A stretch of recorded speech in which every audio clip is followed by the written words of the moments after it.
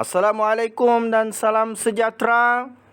Pada kali ini, isu tentang politik Sabah yang akan kita perbincangkan adalah mengenai dua perkara, iaitu keputusan saman Tan Sri Musa Aman yang mencabar kesahihan pembubaran Dewan Undangan Negeri oleh Tun Johar Mahiruddin. Dan yang kedua, kos atau perbelanjaan yang digunakan oleh SPR pada pilihan raya negeri yang akan diadakan pada 26 September ini. Mari kita lihat laporan-laporan media mengenai perkara ini. PRN Sabah, Mahkamah tangguh keputusan. Mahkamah Tinggi Kota Kinabalu akan membuat keputusan pada 21 Ogos sama ada keputusan yang di-Pertuan Negeri Sabah membubarkan Dewan Undangan Negeri DUN pada 30 Julai boleh diadili atau tidak. Pesuruhjaya Kehakiman Leonard David Shea menetapkan tarikh itu selepas mendengar penjelasan lebih 4 jam menerusi penghujahan peguam yang mewakili Tan Sri Musa Aman bersama dengan 32 ahli Dewan Undangan Negeri, para pemohon serta yang di-Pertuan Negeri Tun Johar Mahiruddin dan 3 yang lain selaku responden. Beliau turut membenarkan permohonan peguam Tengku Fuad Ahmad untuk menyerahkan jawapan bertulis sebagai jawapan kepada penghujaan lisan oleh peguam yang mewakili para responden.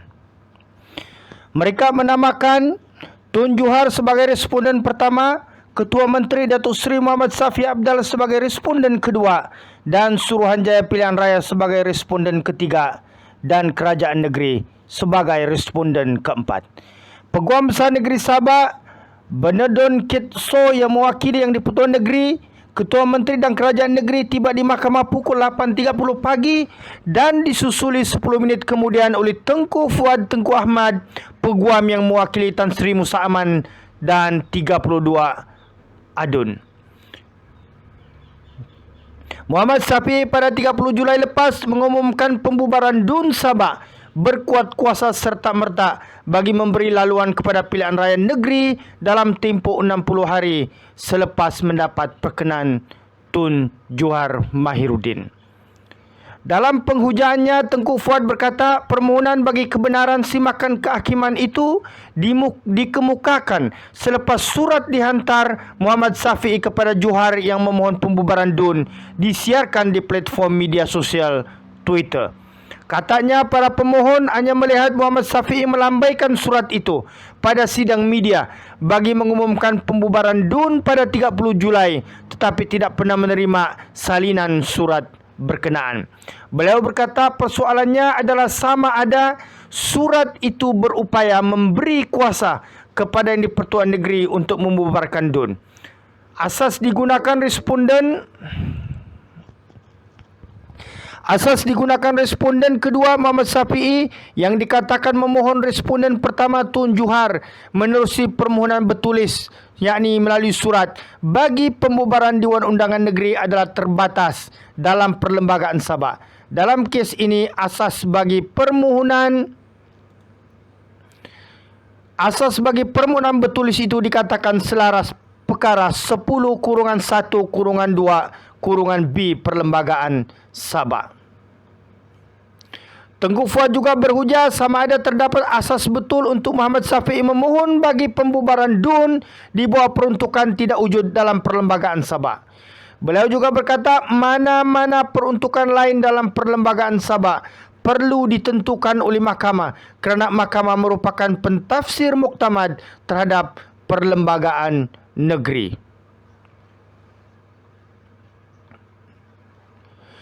Peguam Besar Negeri Sabah Bernardon Kitso berkata bagi kejelasan sama ada untuk memberikan kebenaran simakan kehakiman perlu dilihat intipati dalam permohonan bertulis itu dan Muhammad Safee Apdal secara jelas memohon DUN dibubarkan. Pengisytiharan pembubaran Dewan Undangan Negeri adalah tanggungjawab berperlembagaan responden pertama Tun Johar atas nasihat responden kedua iaitu Ketua Menteri Muhammad Syafiee Apdal, katanya. Su juga berkata mahkamah boleh menolak permohonan kebenaran itu jika ia berpuas hati bahawa Tun Juhar mempunyai kuasa budi bicara untuk membubarkan DUN, bahawa beliau tidak bertindak dalam ruang lingkup dan batasan kuasa yang diberikan kepadanya, dan sekiranya kuasa Tun Juhar dalam perlembagaan negeri untuk membubarkan DUN tidak boleh diadili. Ini adalah laporan media tentang kes Saman Musa Aman berkaitan dengan cabaran kesahian pembubaran DUN oleh Tuan Yang Terutama Yang di-Pertua Negeri Sabah. Ini yang berlaku pada sebelah pagi 2 hari yang lepas. Okey, pada sebelah petangnya pula Suruhanjaya Pilihan Raya mengumumkan tarikh pilihan raya yang akan diadakan di Sabah. Dan seterusnya, dalam sidang media, SPR juga terus menyentuh mengenai kos anggaran perbelanjaan yang akan digunakan dalam pilihan raya negeri Sabah pada kali ini. Mari kita lihat dan mari kita dengar laporan media yang akan saya bacakan satu persatu. Sabah memilih pada 26 September. Suruhanjaya Pilihan Raya SPR menetapkan 26 September ini sebagai tarikh pilihan raya negeri Sabah. Hal itu diumumkan Timbalan Pengerusi SPR Dr. Azmi Sharom di Kota Kinabalu pada 2 hari yang lepas. Untuk tarikh penamaan calon pula ditetapkan pada 12 September. Terdahulu Azmi mengadakan pertemuan dengan pegawai pengurus pilihan raya di sebuah hotel di bandaraya berkenaan. Tarikh pengundian awal pula diadakan pada 22 September. Berdasarkan tarikh yang diumumkan, tempoh untuk berkempen bagi semua calon yang bertanding pada PRN kali ini ialah hanya selama 14 hari. Untuk PRN kali ini, SPR akan menggunakan daftar pemilih yang dikemas kini setakat 29 Julai tahun 2020. Dalam sidang media sebentar tadi yang dihadiri oleh Azmi juga menyatakan SPR akan menyiarkan proses pengiraan undi secara langsung sama seperti yang diadakan agensi itu sebelum ini.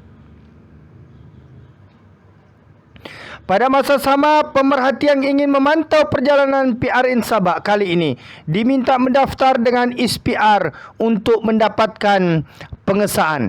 Sementara itu ditanya mengenai proses perundangan yang sedang berlangsung, Azmi berkata SPR perlu mengadakan pilihan raya negeri walau apapun keputusan yang ditetapkan nanti. Ia berikutan langkah sekumpulan adun diketuai Tan Sri Musa Aman mencabar keabsahan atau kesahian pembubaran DUN oleh Yang di-Pertua Negeri Sabah Tun Juhar Mahiruddin pada 20 Julai yang lalu. SPR tidak menerima sebarang arahan daripada mahkamah. Buat masa ini, SPR akan meneruskan pilihan raya negeri, katanya. Dalam sidang media berkenaan, Azmi berkata terdapat 1.12 juta pengundi berdaftar dan menjangkakan lebih 70% daripada mereka ini akan mengundi pada PRN yang akan diadakan pada 26 September ini. Mengenai kos yang diperlukan bagi menjayakan pilihan raya kali ini, Azmi berkata SPR menganggarkan perbelanjaan untuk PRN Sabah kali ini menelan belanja sebanyak RM186 juta. Katanya seramai 30,540 petugas akan dilantik bagi mengendalikan proses berkenaan selain 741 pusat mengundi, membabitkan 2,540 saluran mengundi dan 56 pusat mengundi awal yang disediakan. Permohonan undi pos luar dan dalam negara pula katanya mula dibuka hari ini sehingga 3 September untuk luar negara dan 11 September dalam negara. Sebanyak 64 pusat penamaan calon dan pusat penjumlahan rasmi undi akan digunakan kali ini, katanya. Menurut Azmi, pengundi boleh membuat simakan daftar bagi mengetahui pusat mengundi, saluran dan nombor bilangan melalui laman portal SPR di www.spr.gov.my atau SMS 15888. Inilah antara pemakluman oleh Timbalan Pengurusi SPR Dr. Azmi Sharum, di mana antara beliau menyentuh tentang jumlah pengundi yang berjumlah sebanyak 1.12 juta yang berdaftar dan meramalkan 70% daripada pengundi ini akan keluar untuk mengundi. Dan juga untuk kali ini kos yang digunakan, perbelanjaan yang digunakan oleh SPR adalah anggarannya sebanyak 186 juta ringgit. Okey, sampai di situ kita punya perbincangan mengenai kos atau perbelanjaan digunakan oleh SPR. Dan jangan lupa kepada pengundi-pengundi yang berdaftar, cek atau semak daftar pemilih anda, selalu pusat mengundi dan juga nombor bilangan melalui laman portal SPR yang dinyatakan sebentar tadi. Salam hormat, sampai berjumpa lagi. Assalamualaikum warahmatullahi wabarakatuh.